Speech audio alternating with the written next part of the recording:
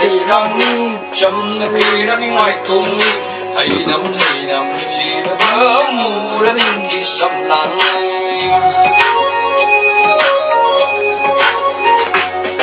what the fuck đã bị lì răng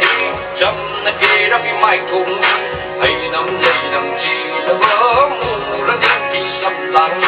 nằm cái chân ấy là mình thân chưa ta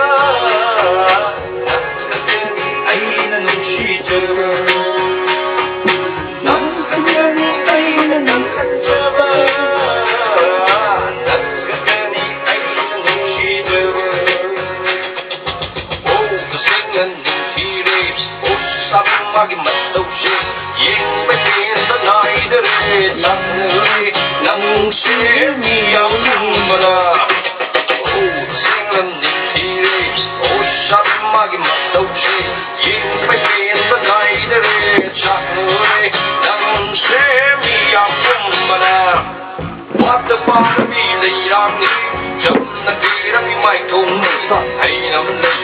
chỉ là bơ mù đã sẵn sàng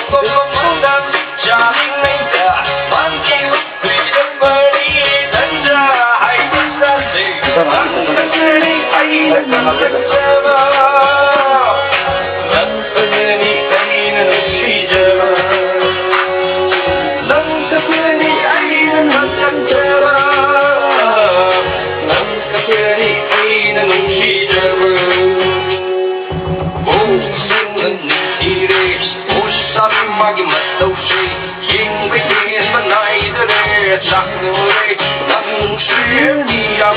mà what the fuck đã bị lấy ra đi chấm là khi nó bị mãi không đi lấy nắm chỉ là